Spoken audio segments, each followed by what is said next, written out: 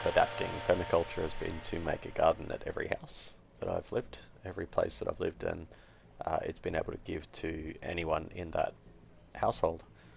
Everyone benefits from it. It's quite easy to set up and establish, and it's continually rewarding and a lot of fun to maintain and see develop over time.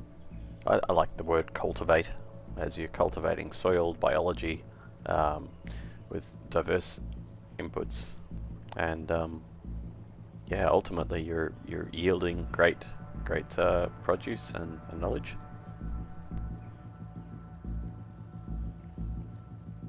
So the basic method is quite simple, really. You're just essentially looking at what the site is lacking, whether it be a clay soil that's very compacted or a sandy soil which is very it's too loose.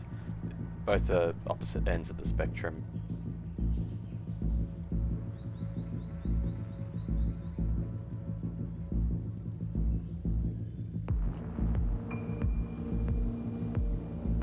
Clay soil will require a lot of decompaction. It will require gypsum and a lot of organic matter, and likewise, very much similar with sandy soil, you'll need a lot of organic matter, but you'll also need a lot of nitrogen and decomposing matter, essentially to introduce inoculum of hyphae from fungi, and that will create the correct biology to sort of maintain a standard within the soil, as opposed to it just losing it.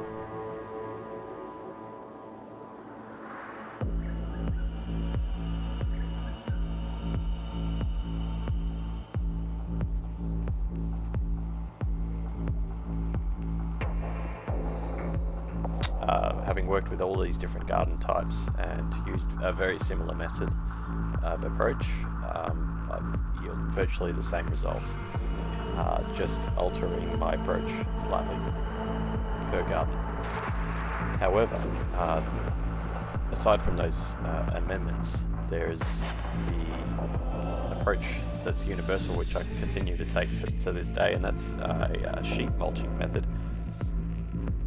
Basically lacquering the ground with manure first, watering it in quite heavily, any other amendment like gypsum or whatever, and then no matter about the weeds, regardless of those, I throw down a whole bunch of wet cardboard, multi-layered, a bit more manure on top of the cardboard, so the cardboard's going to be basically forcing everything below, which has just been given water to grow. The cardboard then suppresses and then that makes it eat itself, essentially. It decomposes on the spot, liquefying those nutrients on the spot.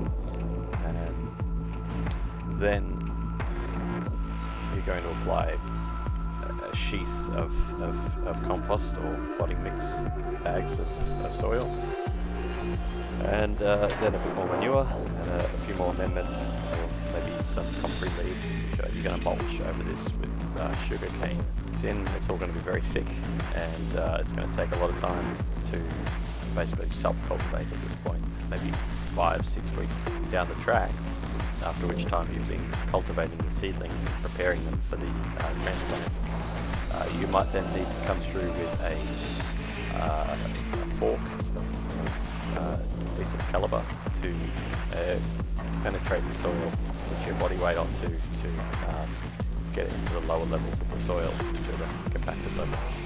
And the compacted, basically just churn it like you would butter if you were living in the old days.